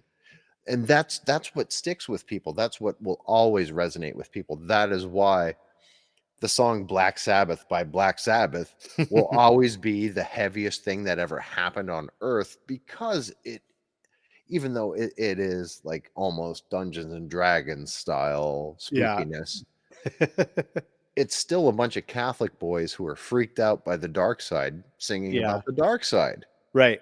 Which is, I'm so glad you brought that up, because that is something that, being raised in, evangelical Christianity, in youth group culture and things like that, I always tell like, oh, you want to watch out those bands, like they're always singing about the devil and whatever. Yeah. And Stryper was before my time, whatever, but not mine. But you have these bands that are getting like, well, we're gonna get loud for the Lord. Yeah. We're gonna make metal for the Lord or whatever. But then, getting older, and I realized, and I also am a newer comer to Black Sabbath. Only in the last probably 5 years have I really dove into those murky waters. And the first time I heard After Forever, and I am looking at my stereo and I'm like, I need to grab this record. Is Ozzy Osbourne telling me that I need to accept Jesus Christ as my personal Lord and Savior? Could it be you're afraid of what your friends might say when you heard they believe in God above? You should realize before they criticize that God is the only way to love. I went to my stereo and said, excuse me, what is this? And then realized, like, oh yeah, all those guys were devout Christians. Geezer Butler in particular, who wrote those lyrics because he was mad at people thinking that they were Satanists. They were never Satanists. Never. Iron Maiden wrote Number of the Beast after one of them had a nightmare after Bible study. Slayer, even for all their stuff, still even Catholic. Tommy Iraya is a devout Catholic who's like, I don't know why anybody would take that seriously. No, it's horror movie stuff. It's just it's theatrics, and it's effective, but it's also warning you against this stuff in all reality. But it's the sad reality is that evangelicals in particular have no sense of nuance or irony. No, I thank God that I was raised Catholic, because like we did have the same videos where like AC/DC means after Christ, devil controls, or KISS means knights in Satan's service. No, it doesn't. They're just a comic book band, man. Like, come on, dude. I understand nuance, and I'm 7. Yeah, I right. have all the Black Sabbath records because they were my mom's, and she's the one who got me into Jesus. So stop. Yeah. You know what I Love mean? it. Like it's just Love it's it. too much. Like when I got Yeah. into punk, and we're talking about, like, my dad took me to see The Who, and The Clash opened. I was a Wow. young kid. I was about like 8. Okay. I was an altar boy at the time in a Catholic church. And I show up with my Combat Rock t-shirt on, and I decided to shave nothing crazy, just some bullet burns into the sides of my head, because I was a new punk. You know what I mean? I was the only punk in Avoca, Pennsylvania at that point, probably. and my priest was like, Peter, I'm gonna have to have a talk with your parents about your hairstyle choice. I said, what? I can't be an altar boy because I have bullet burns in my head? I just saw The Clash, dude. Like, come on. Like, the good Catholic family that my best friend came from, he's the one stealing out of the collection plate, not me. Right. Yeah. But like, these notions of cultural touchstones being precursors to some sort of fall from divinity or faith are so far afield from the way things really happen. Money usually does it. Sexuality can do it if you're too tied up in your own. Right. But like, are transsexuals like sending us to hell? No. God made them, not me, not you, right? Not any. Like that's they're us. They're part of us. Let them be with us. And that's actually probably one of the biggest guiding lights of the record was, because these are, pandemic songs, I guess, for a lack of a better term, but because there was more than the pandemic happening, and so the world was going up crazy. Yeah, we had people who left our church because we wouldn't stop talking about racism after George Floyd. And it's like, what else? That's what everyone's talking about. Are we not supposed to speak to it? We have to, as Christians, it's our job. Are we not rail supposed against to? That? Yeah. And so there are, and a lot of the division that I've had, and the lot of tension that I've felt with a lot of friends and family members that I've been divided from are largely just because I think that Jesus is saying different things about who the marginalized are than they do. And so I look at my trans and queer friends who are terrified right now. Yeah. Exactly. And see very clearly the helplessness that they have. And I, say that, I hear the words of Jesus to take care of the poor and the lonely and downtrodden. And I see very clearly, here they are. And then I have people criticizing me for that because, they're sinning. And it's like, well, are you sure? Because I'm pretty sure that the measure you use will be used against you. Exactly. So, but all of the examples that they use too against queer culture comes from the Old Testament, not the New. What's the Old Testament? It's done because what was Jesus Christ? He he was the prophecy. He delivered on the promise, right? Right? According to what we believe. So the rest of it is it's not that it's dead, but it's been rectified. By birth. Jesus did not hate anyone. As a matter of fact, if Christ were here right now, where would he be? Not with straight white men. With straight white men. He'd be with everyone else. Right. And so there's the track Measure that I mentioned earlier is, because bits of that are all through the song, all through it, spilt as, about things that I have said that I didn't think enough about. and Yeah. my own playing the own part that I played in these conflicts, and then the single Sinews that's coming out on actually in a week from today, is largely based on an argument I had with my grandfather over the Christmas dinner table one night. And but there's a line in there is like, it's the same page that you used to read to me that's made me your enemy now. It's like, I think these things because of what you told me about how to treat people, about the heart of God, about who is how to value other people, about how to take care of the people in your community. And these are the people in my goddamn community. Yeah.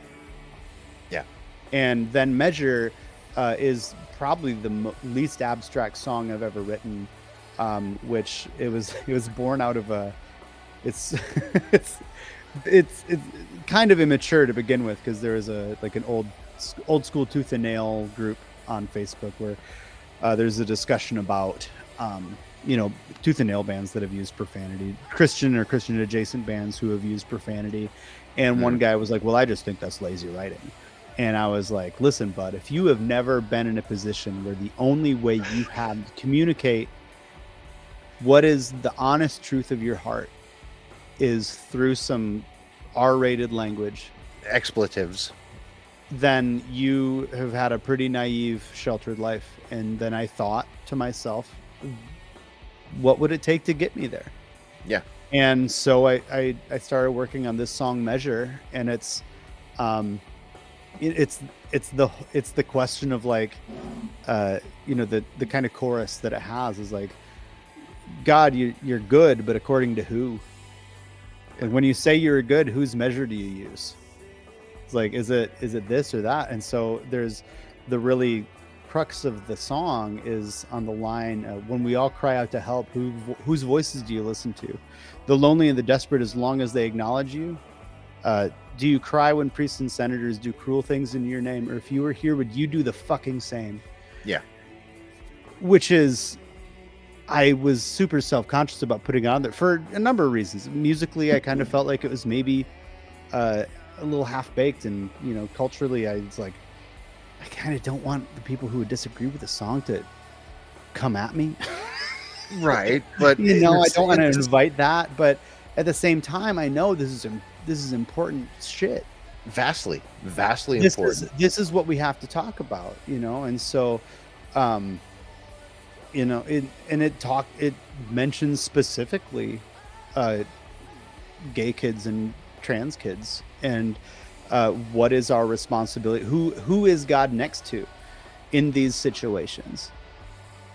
More them than anyone, in my opinion. I think so. If he's close to the brokenhearted, who is that? That's them. It's the people who are being targeted. Right. I'm so fed up with the idea that the Christian ideal is this straight, largely white,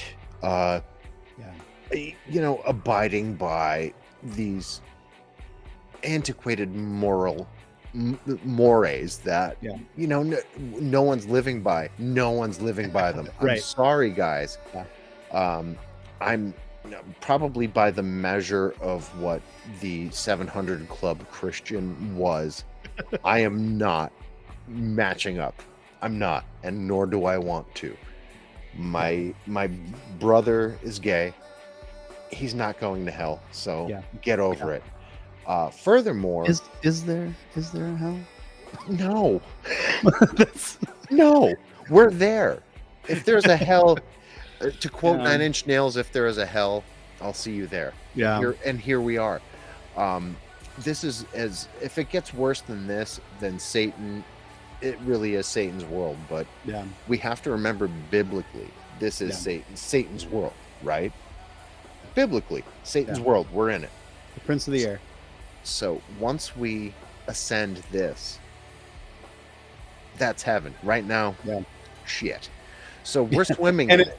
And right, and the irony there is that it's probably here too. Like that's the heaven's here as well. It's what we make it, and so we can either make this to be hell for other people, or we can make it the kingdom of heaven. We can, because I see very little actually in the gospel about the afterlife. I see very little priority on any of that. I think it's almost anything I see about the kingdom of heaven is talking about here and now, and our responsibility to one another, to care for one another, and to care for the marginalized, who are not the people who can't say whatever they want without losing their jobs anymore. Well, think about it. Think about the fact that our faith has been used to weaponize against women and their reproductive rights. Yeah. I'm so against that. Yeah. Like, there's the idea that you can moralize to a woman who has been a victim of rape, incest, whatever. Yeah. That they have to do something with their bodies in order to be in accordance with a God that they may or may not even believe in or agree with. Yeah. You're not winning hearts and minds. You're not. You're turning hearts and minds against you. Right.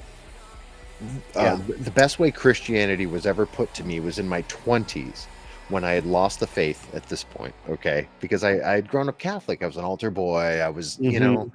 I lost the faith in a big way, in a massive way. Yeah. And my friend Ryan, who was in the hardcore scene and was homeless and living in my living room because I loved the kid. I still love the kid. He's doing well now, but he was a born again Christian. And the first one that I had ever met that I liked. Yeah. And I said, isn't your job to proselytize to the non-believer? He said, yes. I said, well, why aren't you doing that to us? Because you're just hanging out. We're smoking pot. Like, I was doing heroin at the time, pretty religiously doing heroin at the time. And he said, the way I proselytize to you is I love you. Yeah. And I'm not going to preach to you.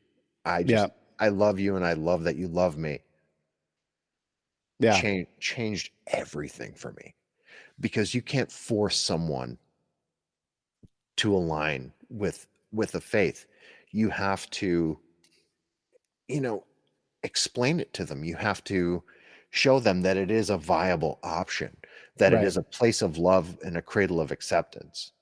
Yeah, which is, constantly working against so many of the other self-proclaimed Christians around me, which is where I've been for a long time. I've been deconstructing longer than we've had a word for it. It's not new to me. I'm pretty comfortable here. It's better. I'm so happy here because I'm not an asshole. I'm not an asshole. I'm not a Trump Christian, which that man was never Christian. Sad to say, folks. And the real thing is just how angry I am that people like that think, how stupid they think we are. And that so many people are like, that's exactly how stupid I am. And they just don't see it. There's a very, very large deficit of discernment that I've noticed, that people should be insulted, absolutely insulted at how little credit they are being given by the people that they are giving so much to.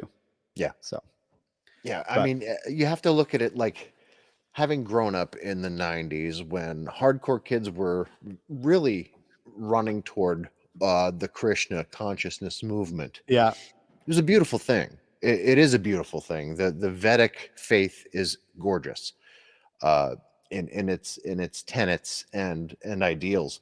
It was never for me, but I did appreciate it. Yeah. It's a very accepting place. And Christianity is too, if you fall in with the right ones who are just, really embracing it and not heavy-handed and ingrained in some sort of like almost like a corporation, a corporate style Christianity. Sure. Which is what most of the country's into. Just as a faith, just as a movement, as a feeling, you're going to be more drawn to it because there's no preconceived notions. It's just, I feel good here. Yeah. Boom. Yeah. How that translates All to right. your music is this. Every time I listen to your music, I feel good. There's never a time where I'm like, oh God, I just want to turn this off, or let me skip this song. So it's no wild mood swings. Do we have to talk about wild mood swings right now? That is the only, that's the only skipper in the whole, like even the self-titled Cure record. The self-title is so good. It's so good. It's incredible. It's incredible. It's actually like the most like emo adjacent Cure record because it's harsh. Yeah. And it's sparse. It's almost like a Godflesh record because it has the really cold sounds to it. Ross Robinson, who has produced some really terrible music, has also produced like, and also Glassjaw and At the Drive-In and Blood Brothers and The Cure and Limp Bizkit and he should have gone after the Deftones instead of Limp Bizkit, but hey, no accounting for taste. But so it goes. Yeah, so it goes. But there's something really about that feeling that Wild Mood Swings didn't do. It didn't grab it. It didn't I don't know what it grabbed. It grabbed a lot of I don't know. I don't even own it. So, but what you're saying is our music is better than that. It's way better than that. And I don't know how familiar you are with this show, and I will kind of wrap this up. I don't want to keep you all night, but the entire kind of conceit behind this show is I don't set aside questions. I just get into conversations with people and enjoy their company and find a reason to love them all over again outside of their music. But I do have one question I ask everyone, and that question is this. What is it that terrifies you on an existential level? The rise of fascism in this country. There is the rise of Christian fascism. The Christo-fascism thing is what really, kind of is the rub, because there's no reason for it, and there's no and because it's fooling so many people. Yeah, because was Hitler a Christian? Nah, no, probably not. No. Well, he was actually into some really crazy Odinist paganism, which is fine if that's what you're into, but if you're not trying to use it to do a genocide, exterminate all of the Polacks and Jews, but you know what I mean, and queer folks. Let's not forget that the Holocaust started with trans folks. It started with queer folks in general. That's the pink triangle flash on the arm, and the crime. The scene of the crime was where my family's from, Poland. But it was queer folks, Jews, and then he wanted to destroy Poland for being an accepting nation. But you know what I mean? There's the idea that fascism still has a place in the hearts and minds of people who don't even understand what fascism entails. Yeah. We had the pleasure, the agency to have grown up in a nation where we're free. We're really, really free here. There's some really shitty things happening currently in this nation, but we really do have a lot of freedom insofar as the rest of the planet's concerned. We could be living in China or Russia or any of those other countries. We're in America. We have a voice. I can wake up tomorrow and just do nothing, and I can probably get by. Yeah. You can't do that everywhere. Right. What do you have to be angry about if you're a cisgendered white person? Not a fucking thing. Nothing. You have nothing to be mad about. But they're the most angry, right? Why? I don't, and that is fascism. Fascism is run in this country by cisgendered white men who have nothing to be mad about. I guess my question is why? And you don't have an answer either, because what are they? What are they? I lost audio on you, my friend. No audio.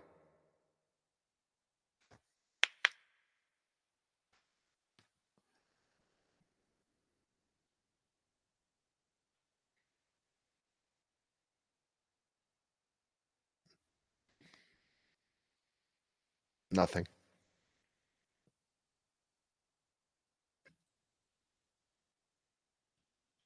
No audio. I hit a button. You hit a button.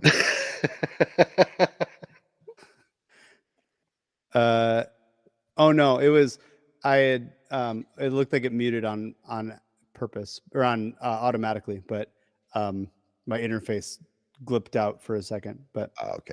yeah, no, I think there's something to the notion that if you are living in the privilege of not facing the same trials of everyone else, when when society tries to correct that, it seems like you are being attacked.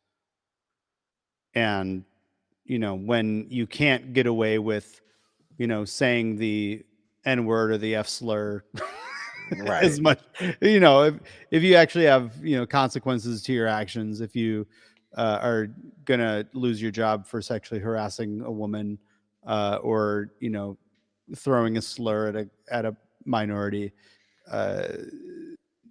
you can pretty easily paint a picture of a narrative where that information is twisted into oh, they're coming for you, and when it's really just, no, they're coming for Harvey Weinstein, they're coming for Yeah. the guys who have they're coming for the KKK, whatever, they're coming for the cops who are literally killing minorities.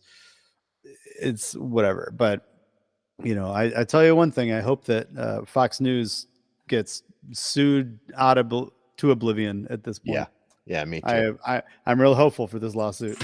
I feel good about it, but uh, something tells me I'll never see the end of Rupert Murdoch. I know I won't. right.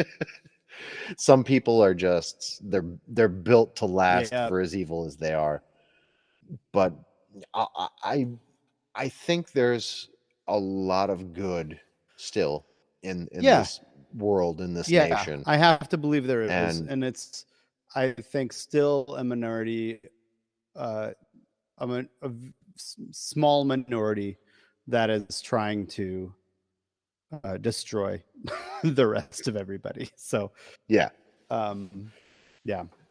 that's So what I'm afraid of. yeah, me too. But also, I just want to say, like, I don't often get to talk to too many people into the music I'm into, making music that I enjoy, that are also aligned with the faith that I hold dear. And I really appreciate it. I'm glad that you align with faith the same way that I do, where we're very I hate to say liberal, but we're very liberal. We're the very left. We're the very left of Christianity. Well, it's the progress that I think Jesus brought. I've hold these positions because I don't see any other answer to follow Jesus correctly than to defend these people and to take responsibility for the earth and justice in these ways. I don't see any other way around it. So I don't really have a choice. I mean, we're talking about the guy who said that it's more likely for a rich man to pass a camel through the eye of a needle than to inherit heaven. Sounds like commie talk to me. Yeah, and sounds like pinko talk. That's pinko talk, and I'm here for it. Yeah. We're not a Christian band, though. Just want to. No, but no, I mean, it's a joke. It's been a thing. It's a whole old thing, but That's really Yeah. really been like an issue. I mean, no, it's just I don't subscribe to the idea that there is Christian music and non-Christian music. I It's don't think there's a line there. No, it doesn't make a whole lot of sense, really. But people are like, oh yeah, this Christian shoegaze band. I'm like, well, That was, and as you know, that was never my Sure. idea of what you guys were into. Like, Yeah. you know, it's just you're making music I like. there you go. Well, hope we can do both. I think you are. And There you go. with that, I will leave you. But listen, I'm really looking forward to this record. And when you have something new coming down the pike, don't forget me. Yeah. Come and see me again, because I Yeah. really enjoyed this. I will do that. Thank you very much. It's been a joy. Hope to see you again soon. Yeah, you too. Take care of yourself, brother. And you. Bye-bye now. Bye. And there you have it. My conversation with Nat Danger of Spaceships. Again, please head over to Friend Club Records. Please buy a copy of this album. Please follow this band on social media. Please go to wherever you stream music and download, listen, enjoy. Let it envelop you. I love this band. I love this man. I really enjoyed this conversation. And there's that line. If you were here, would you do the fucking same? God. So much power there. Just listen to this band. From all of us at 3:33 a.m. Studios. He's been Nat of Spaceships. I've been Peter. You've been beautiful. And this has been the Book of Very, Very Bad Things podcast. Take care of each other, everybody. Have a great night. Bye now. I know that I've been wrong before. So many times I swore I heard your voice when it was just my own. So when they say that you are good, whose measure do you use?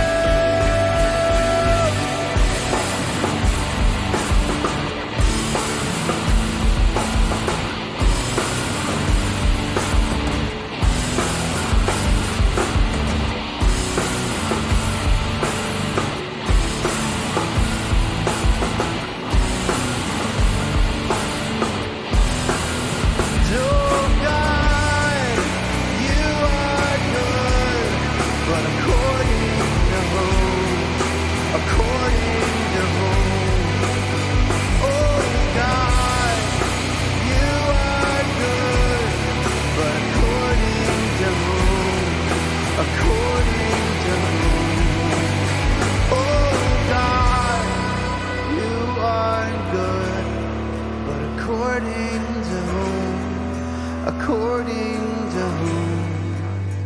Oh God, are you good? And according to whom? According to whom?